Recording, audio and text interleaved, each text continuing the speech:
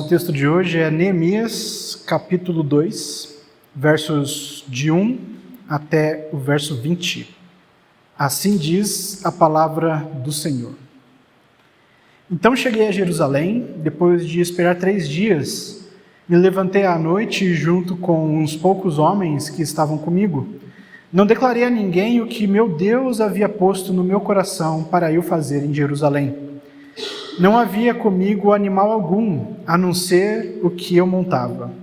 De noite, saí pelo portão do vale, em direção à fonte do dragão e ao porto do monturo, e inspecionei as muralhas de Jerusalém, que estavam em ruínas, e cujos portões tinham sido destruídos pelo fogo. Passei ao portão da fonte e ao tanque do rei, mas não havia lugar por onde o animal que eu montava pudesse passar. Subi à noite pelo vale, sempre inspecionando as muralhas. Voltei, entrei pelo portão do vale e fui para casa. Os magistrados não sabiam aonde eu tinha ido nem o que eu tinha feito, pois até ali eu não havia declarado coisa alguma, nem aos judeus, nem aos sacerdotes, nem aos nobres, nem aos magistrados, nem aos demais que iriam fazer a obra.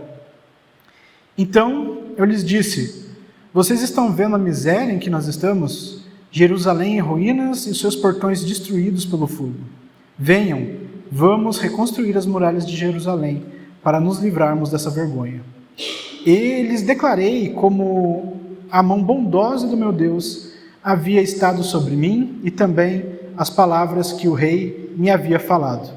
Então disseram: vamos nos preparar e começar a reconstrução. Então se prepararam para fazer esta obra.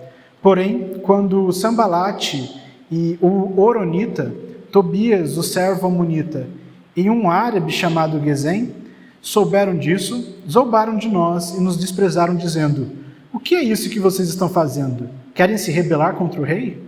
Então lhes respondi: o Deus dos céus é quem fará com que sejamos bem-sucedidos. Nós, seus servos, vamos nos preparar e começar a reconstrução. Mas vocês não têm parte, nem direito, nem memorial em Jerusalém. Muito bem, irmãos. Hoje a gente começa a segunda parte das reflexões que estamos fazendo no livro dessa vez, iniciando no livro de Neemias, né? Até então a gente estava vendo o livro de Esdras, e agora a gente entra no livro de Neemias, lembrando que ambos faziam parte de um único rolo. Antigamente não havia livros, e sim pergaminhos, e nesse caso o que nós temos é um único rolo que contém tanto o livro de Esdras quanto o livro de Neemias. E todo o argumento, toda a história central desse livro, como a gente pode se lembrar, trata especialmente da reconstrução de Jerusalém e da reconstrução também do povo de Israel. Como a gente estava falando, então, a gente está vendo o livro de Neemias, juntamente com o livro de Esdras, e a primeira parte que nós vimos foi justamente o livro de Esdras. E até aqui, a gente viu como Deus tem agido no meio do povo dele para poder restaurar o povo e a própria cidade de Jerusalém. E eu decidi começar esse texto, na reflexão de hoje, no capítulo 2 de Neemias, especificamente, porque se os irmãos tiveram a oportunidade de ler depois do capítulo 1, ele vai parecer, e até na verdade o começo do capítulo 2, a história vai parecer um pouco repetitiva. As coisas vão se repetir de uma maneira muito curiosa. E como é que seria essa maneira? Se os irmãos se lembrarem, a gente já falou 2 vezes de uma história que acontece mais ou menos assim. Deus coloca no coração de uma pessoa para voltar para Jerusalém. O rei persa da época permite que essa pessoa volte a Jerusalém. E essa pessoa tem então o aval e até o incentivo do rei persa para voltar, junto com a população, e assim reconstruir Jerusalém e reconstruir todo o templo. E em Neemias acontece isso pela 3ª vez. Então, o que a gente tem então? A gente tem um 3º ciclo de reconstrução de Jerusalém. Na primeira vez a gente viu o príncipe Zorobão, estou falando errado o nome dele, Jeroboão, perdão. Zorobabel, não tem nada a ver. Então, na primeira parte, nesse primeiro ciclo, a gente tem Zorobabel, que é um descendente da casa de Davi, ou seja, um príncipe, que junta o povo e volta para Jerusalém para reconstruir todo o templo. No segundo momento, no segundo ciclo, a gente tem Esdras, que volta, no caso, para Jerusalém, com uma parcela um pouco menor de pessoas, para poder reconstruir o fim do templo de Jerusalém. E agora, nesse momento, a gente tem Neemias. A diferença, porém, de Neemias para os outros dois é que Neemias ele não volta com o restante da população, com o restante dos judeus para lá, mas ele volta com um pequeno grupo de pessoas que são oficiais do rei. E a segunda diferença é que Neemias ele não tem um cargo ou uma posição de importância no meio de Jerusalém. Por que eu digo isso? Como eu falei, Zorobabel no primeiro ciclo ele era príncipe, ou seja, era um monarca, um rei, se tornaria um rei. E Esdras era um escriba, ou seja, alguém que estava responsável por guardar a tradição judaica, estudar a lei e também passar esses conhecimentos adiante. O que acontece, porém, com Neemias é que ele não possui, então, nenhum desses cargos, ele não tinha nada a ver com realeza, com a parte sacerdotal, com o escriba, não tinha nada, vamos dizer assim, é como se fosse um plebeu, vamos dizer assim. Ele não fazia parte do grupo de clérigos, de sacerdotes da época. Então, o que é importante frisar aqui nesse momento? Por que a gente tem toda essa repetição e por que dessa vez Neemias está sendo o foco, sendo que ele não tem um cargo tão importante assim na história? O que a gente pode ver todo esse texto de Neemias e Esdras é que, por causa dessa repetição constante, e especialmente no livro de Neemias, o que a gente consegue aprender é que Deus, ele faz questão de que todo o seu povo tenha um tipo de passagem na vida, tenha um tipo de experiência de vida que, primeiro, faça parte da missão dele, da construção do reino de Deus, e que também, de alguma forma, passe por momentos muito parecidos que o povo de Israel passou antigamente na formação da sua nação. Então, a gente sempre pode lembrar da história de José do Egito, que acabou sendo abandonado pelos irmãos, vendido como escravo, que no fim das contas, no fim de uma dolorosa e trágica história, acabou se tornando um governador do Egito. E que, através desse mesmo José, Deus permitiu que os seus irmãos voltassem para o Egito, fugindo de uma fome muito grande. E que essa mesma família de José acabou, no fim das contas, se transformando no povo de Israel. Só que, também com o tempo, esse mesmo povo ficou escravizado pelo faraó e pelos egípcios. Aí Deus levantou uma pessoa, Moisés, para tirar esse povo do Egito, da escravidão, e passar pelo Mar Vermelho para poder dar liberdade a eles. E depois dessa liberdade, todo o povo continuou vagando pelo deserto por 40 anos, até que finalmente pudessem chegar na Terra Prometida, e nessa Terra Prometida, depois de muita luta, conseguirem estabelecer o reino deles, o reino de Israel, o reino de Deus naquele lugar. O que acontece então? De forma muito parecida, temos todo esse texto de Esdras e Neemias passando por um momento, por uma história muito parecida de saída da terra do Egito ou da Babilônia, voltando e tentando de alguma forma restabelecer o reino de Deus. E aqui temos Neemias, que podemos dizer que é o menor de todas as pessoas que colocaram até aqui, participaram até aqui do plano de Deus, demonstrando que essa ação, de alguma forma, também passa para nós hoje. O que Deus pode nos mostrar com essa história de Neemias e especialmente com a própria história de Jesus, que também reconta toda essa história da saída do povo do Egito, só que dessa vez da saída da nossa vida da escravidão do pecado, nós percebemos que após sermos chamados por Cristo, após sermos encontrados por Ele, sermos salvos, nós também passamos a fazer parte desse movimento de restauração ou de avanço do reino de Deus. E isso acontece para todas as pessoas. Então, não é somente para clérigos ou monarcas, ou reis, ou podemos dizer assim, pastores, padres, missionários. O avanço do reino de Deus não é somente para pessoas específicas, mas o avanço do reino de Deus é parte da missão de todos aqueles que ouvem o próprio chamado de Deus e o chamado de Cristo. Então, o que a gente tem? A gente tem Neemias. Como é que acontece? Neemias, um homem que era um copeiro.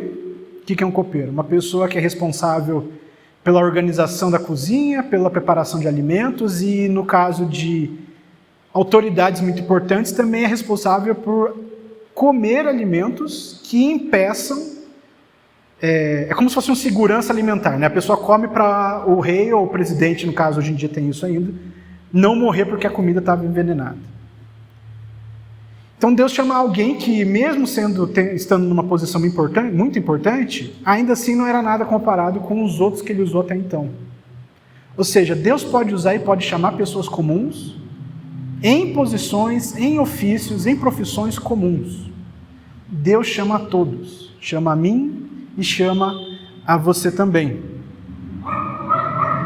E dentro tudo dessa repetição de padrões ainda, a gente percebe que Deus gosta, Deus se agrada de compartilhar poder, de compartilhar bênçãos, de compartilhar missão, de compartilhar também, como eu vou falar, as ações dele nessa terra. Veja, Deus, se quisesse, ele poderia muito bem chegar e realizar tudo da vontade dele num estalar de dedos, num piscar de olhos. Ele faria tudo conforme a vontade dele, nos mínimos detalhes, simplesmente porque ele quer, no momento que ele quer. Só que, como a gente vê em toda a Bíblia, o que acontece é que Deus gosta de chamar pessoas para fazer parte e até para ser instrumentos dele na realização e na concretização daqueles planos que ele tem. Deus, ele é alguém que ele gosta de confiar no povo dele e de usar o povo dele da maneira que ele entende a melhor para poder justamente alcançar aquilo que ele quer. Ele faz isso para trabalhar em nossas vidas e para avançar a vontade dele. Ele se agrada É como se fosse uma criança, nós, como se fôssemos crianças, que desenhamos, tentamos desenhar a nossa família, vamos dizer assim, tentamos fazer um desenho de Deus, é um esgarrancho, é um rabisco gigantesco, mas quando a gente olha, mostra para Deus, assim como um pai, ele também se orgulha. Ele sabe que o desenho não é aquelas coisas, mas ele se agrada porque o filho demonstrou amor pelo pai. Então, apesar das nossas falhas e da nossa dificuldade, Deus faz questão de que nós façamos parte da execução desse plano dele. Só que nós temos geralmente dificuldade em enxergar qual é a vontade de Deus ou qual é a missão de Deus em nossa vida no momento e no lugar onde a gente está. E muitos talvez podem ser o motivo para isso, né? E a gente pode tirar algumas lições desse texto, mais especificamente do capítulo 1 e do capítulo 2 de Neemias, a gente pode tentar tirar algumas lições e alguns entendimentos de quais são provavelmente os motivos que nós temos tanta dificuldade em entender a missão de Deus para as nossas vidas, em diversos momentos, em diversas situações. E quando eu falo a missão de Deus nas nossas vidas, a gente tem que ter sempre em mente que a vontade de Deus é que mais pessoas se acheguem a Ele, mais pessoas se convertam e descubram o amor dEle e venham participar do próprio reino que Ele está construindo através também de um grupo de pecadores. E até a própria missão que Ele dá para nós e também aquilo que, o chamado que Ele faz, que nos converte, é feito através de um chamado, de uma voz que ecoa em nossos corações e transforma nossas vidas completamente. Uma palavra muito interessante para isso, que eu acho que é talvez o tema central desse texto, de todo o texto do livro de Neemias, é vocação. Vocação justamente vem da palavra voz, que é a pessoa que escuta um chamado e atende a esse chamado. Então, quando nós somos convertidos, quando nós nos convertemos, nós somos vocacionados, ou seja, nós somos chamados. E nós vamos na direção de Deus. Da mesma forma, quando nós somos convertidos, somos chamados para viver uma vida ao lado de Deus, nós também recebemos um chamado para trabalhar em alguma coisa específica na vida do reino, na vida da igreja, na vida do povo de Deus. Ou seja, nós recebemos também uma outra vocação, um outro chamado. Além do chamado que nós recebemos para estar com Deus, nós recebemos um chamado para trabalhar em uma parte, mesmo que seja pequena, do corpo dele, para cumprir a missão de Deus na terra. E nós podemos enxergar esse chamado, escutar essa voz, de algumas maneiras, só que nós podemos também, por conta dos nossos corações pecaminosos, acabar não conseguindo entender ou ouvir muito bem esse chamado. Então, no capítulo 1 de Neemias, a gente pode encontrar o que talvez seja a primeira maneira que Deus pode estar chamando as nossas vidas para servir a Ele. A primeira voz, primeiro chamado que Deus faz para que nós possamos servir Ele de maneira muito específica. No capítulo 1 de Neemias, a gente tem uma oração de lamento. Uma oração em que Neemias se coloca de joelhos, chora, pede perdão pelos pecados dele e do povo de Deus, e pede que Deus esteja atuando de maneira milagrosa para restabelecer o reino dele ali.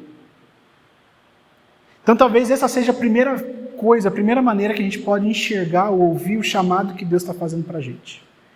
Em meio a uma situação de desolação, nós muitas vezes podemos nos encontrar tristes, abalados, porque justamente a gente está diante de uma calamidade. A gente se empatiza, se simpatiza com a situação, e quando não, ficamos arrasados quando essa mesma calamidade atinge as nossas vidas.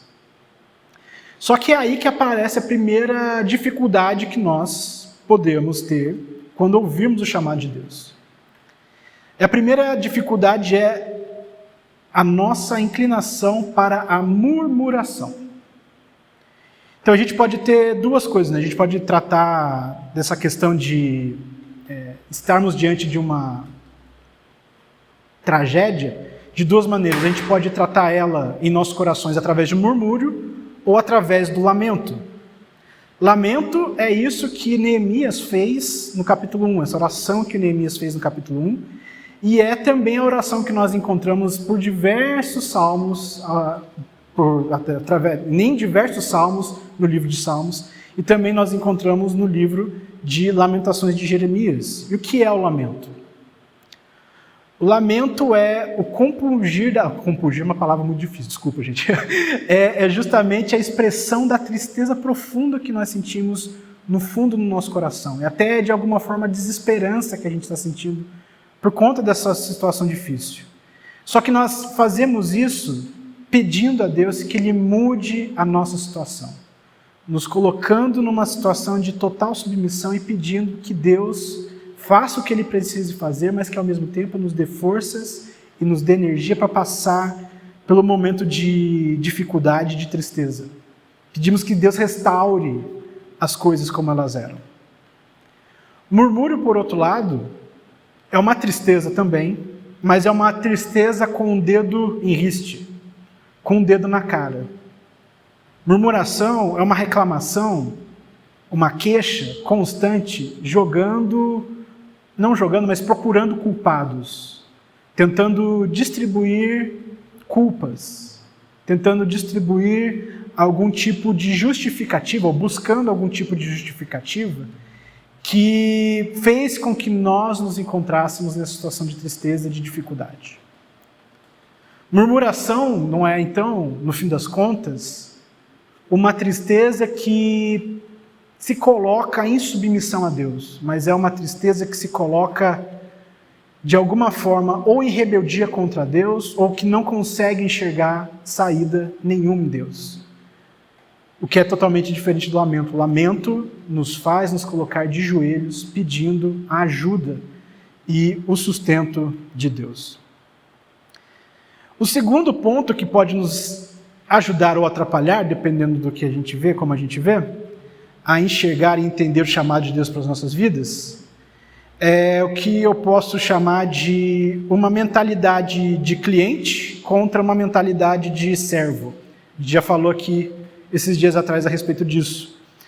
Mentalidade de cliente é sempre aquela mentalidade de você tem que me servir, eu mereço, eu preciso ser servido dessa maneira, e constantemente quer ser servido, quer apenas saber dos próprios direitos. E quando o desejo e a vontade não é satisfeita, o que acontece? Justamente chibata no lombo de quem não está fazendo conforme a minha vontade e o meu desejo. A mentalidade de servo, por outro lado, é uma mentalidade que, ao ver dificuldades, ao enxergar problemas, se coloca à disposição para que aquele problema seja solucionado, aquele problema seja sanado. E, embora não tenha dito isso de maneira clara, apesar que tenha a citação disso no versículo 12 do capítulo 2, que Neemias fala que Deus não declarou a ninguém o que Deus havia colocado no coração dele.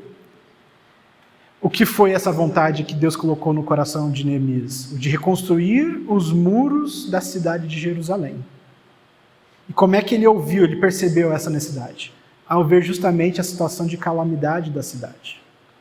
Veja, ao ver a situação de calamidade, ele se coloca prontamente como um servo, pronto a liderar, mesmo que ele não tenha nenhuma experiência e nenhum tipo de ofício em Israel que o desse essa permissão ou essa autoridade de liderança. Ele se colocou a servir, apesar da situação totalmente diferente que ele se encontrava. Então, a mentalidade de cliente é: você fez errado e você, por conta disso, merece todo o castigo, todo o mal. O que nós vemos em Neemias é uma disposição a serviço, sem procurar culpados, mas desejando o melhor para Israel.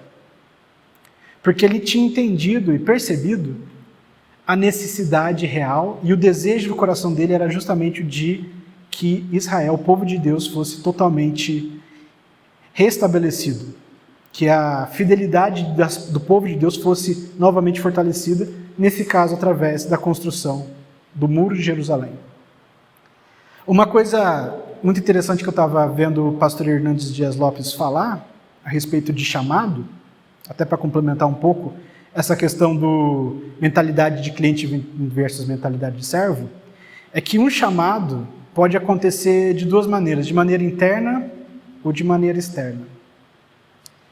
E como é que é a maneira interna? É como se Deus estivesse realmente chamando ou colocando no coração da pessoa o desejo de trabalhar em alguma coisa, em alguma obra. Mais ou menos como acontece aqui com Neemias. Ele percebe a necessidade da reconstrução do muro para a proteção das pessoas de Jerusalém, e Deus coloca essa paixão, esse desejo no coração dele, e assim ele busca realizar.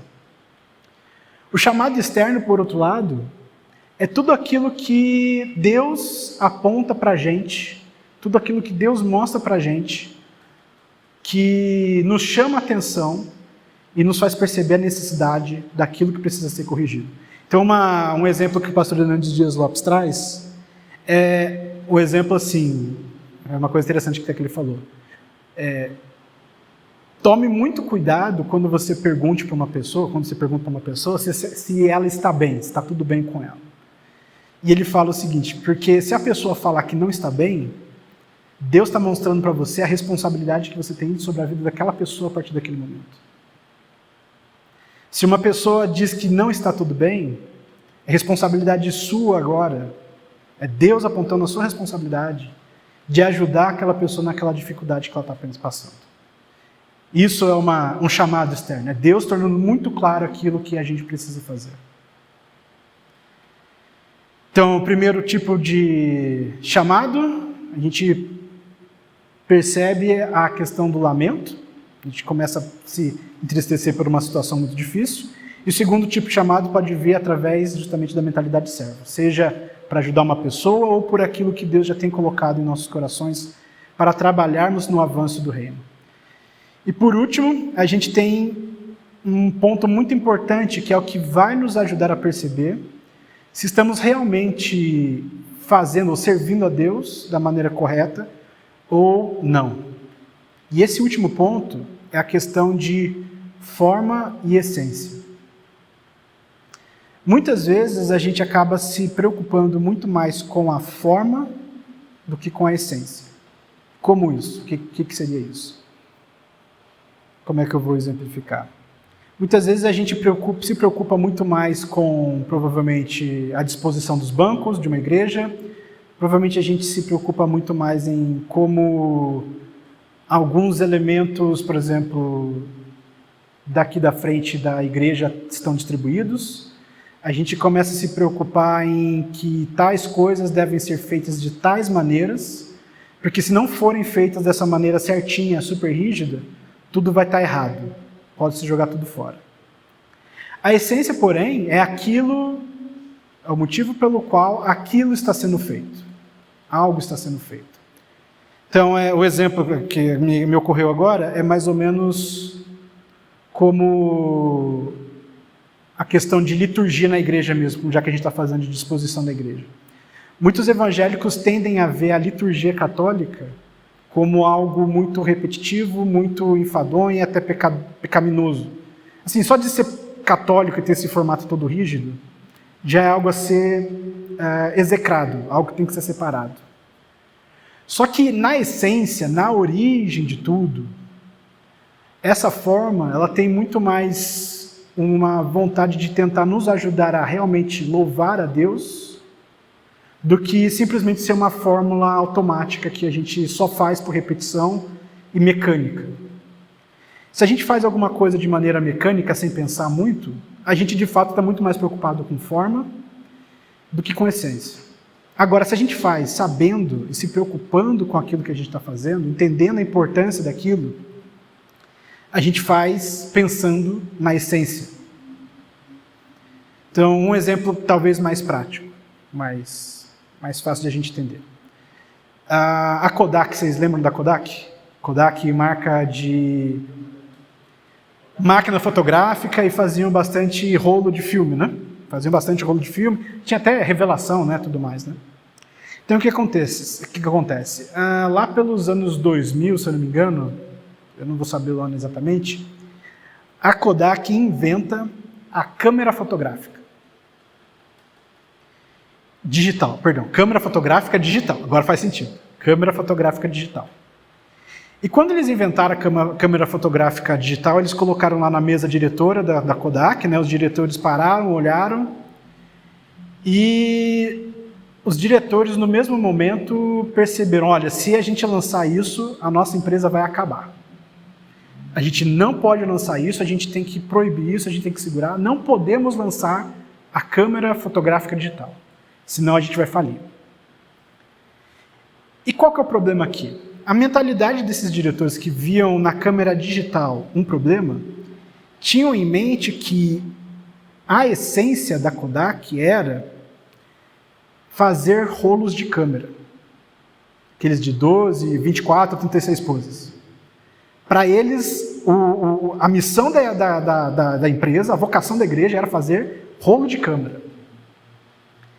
Se eles tivessem percebido qual era a real e, vamos dizer assim, a atual missão da empresa, provavelmente eles não estariam na situação que eles se encontram hoje, né? Eles quase faliram. Hoje eles existem ainda, mas está muito dificuldade, né? Se eles tivessem percebido que, ao invés de fazer rolos de câmera, a missão deles, o chamado deles era registrar memórias, registrar momentos, provavelmente eles entenderiam que, não, agora realmente então, nossa missão não é fazer rolos de câmera. A nossa missão agora é fazer com que as pessoas se lembrem de momentos preciosos na vida delas. Pode parecer pouco, mas é uma virada de chave muito grande. Pode parecer pouco, mas isso transforma completamente a vida de uma pessoa, de modo que ela começa a agir de uma maneira a sempre pensar como isso que eu estou fazendo concretiza ou me torna mais próximo de alcançar aquele que é o meu objetivo. Se a Kodak tivesse percebido antes que a missão dela não era fazer rolo de câmera, mas permitir que pessoas registrem momentos, guardem memórias, lembranças, provavelmente a Kodak não estaria em problemas, não teria passado por problemas tão grandes, tão sérios. E a mesma coisa acontece com a igreja hoje. Muitas vezes a igreja se preocupa muito mais com... A igreja de maneira geral, inclusive, se preocupa muito mais com as suas atividades, com a sua agenda, se preocupa muito mais com a treliça, como diz o livro A Treliça Videira, né? Se preocupa com coisas, com calendários, e não se preocupa com a essência dela, com a verdadeiro chamado, a verdadeira vocação dela, que é se preocupar com pessoas, fazer Jesus conhecido, cuidar dos necessitados e dos que estão à margem da sociedade, cuidar das pessoas e trazer pessoas a Cristo. Talvez esse seja o grande problema da igreja. Então a gente pode perceber que Neemias, no fim das contas, ele percebeu qual era o chamado dele. O chamado dele era, nesse momento, de ajudar a proteger o povo de Israel e permitir que eles se firmassem no caminho de Deus. Aqui ele entende que isso acontecerá através da construção da muralha. Mas antes da construção da muralha, ele, assim como Esdras, já tinha feito uma oração de lamento, percebendo e pedindo que Deus estivesse agindo naquele lugar. Tinha buscado intensamente a Deus através do estudo das Escrituras. Ele estava plenamente confiante de que Deus havia de sustentar e suprir as necessidades daquele povo por conta justamente das promessas que ele havia percebido e entendido que Deus havia feito para o povo de Israel antes. Da mesma maneira, hoje, a partir do Novo Testamento, a gente sabe que, se estivermos em Cristo, Ele sempre estará conosco, independente da situação. E talvez até especialmente nos momentos mais difíceis. Foi isso que Ele falou para a gente fazer, levar o Evangelho, espalhar e fazer conhecido o nome dEle. E é para nós não ficarmos com medo, porque Ele estará sempre conosco. Da mesma forma que Neemias percebeu que Deus estava com ele, Deus faria acontecer faria acontecer aquela profecia que ele havia dito que faria cumprir, da reconstrução de Israel e de que as nações voltariam-se para ele, ali naquele lugar, diante do povo de Deus. Nós também hoje sabemos que, apesar das dificuldades, apesar de momentos de profunda tristeza, calamidade, tragédia, especialmente em momentos que nós parecemos estar num ambiente que está vazio, talvez até às vezes ausente da presença de Deus, nós podemos ter certeza e confiança que ainda assim Jesus está conosco. E precisamos aprender a confiar nele, esperar nele, de que mesmo que a situação esteja difícil, talvez às vezes essa é a maneira que Deus está usando para trabalhar nas nossas vidas. Talvez através dessa dificuldade, talvez essa seja a maneira que Deus vai fazer cumprir a vontade dele e fazer o seu nome ser louvado e honrado no lugar que ele quer que o povo dele esteja presente. Então, algumas últimas perguntas só para finalizar a pregação. Será que nós, quando estamos como uma comunidade, quando nós percebemos o nosso chamado e mudamos nossas vidas, será que a gente está percebendo como vamos dizer assim, nossos inimigos têm percebido nossas vidas? Porque se vivemos de fato, conforme Neemias viveu aqui, com verdadeiro lamento ao invés de murmúrio, com uma verdadeira mentalidade de servo ao invés de uma mentalidade de cliente, com uma preocupação real na essência ao invés da forma, se nós estivéssemos vivendo dessa maneira, provavelmente nossos inimigos ou inimigos do reino de Deus estarão percebendo isso. E a gente precisa perceber se eles estão enxergando Cristo através de nós? Será que eles estão se perguntando se nós somos cristãos de fato através do nosso amor, da nossa demonstração de amor? Será que eles estão enxergando o Evangelho através dos nossos próprios casamentos, por exemplo? Será que eles estão enxergando, ou até que eles se maravilham pelo comportamento dos nossos filhos? Será que eles veem em nós que não existe amor maior que o de Deus, que o amor de Deus que está entre nós é o maior amor que existe? Será que eles veem que estamos dispostos verdadeiramente a entregar nossas vidas pelos nossos amigos? Será que eles percebem que nós estamos vivendo aquilo que Deus nos ensinou a viver, que Cristo nos ensinou a viver? Provavelmente, se nós estivermos vivendo de verdade conforme a vontade de Deus, esses inimigos ou se converterão a Cristo de fato, porque vão entender realmente aquele lugar, aquelas pessoas entendem verdadeiramente o que é o amor de Deus. Ou, por outro lado, como a gente vai ver na próxima semana, talvez eles se revoltem ainda mais e vão levantar mais problemas para que nós enfrentemos.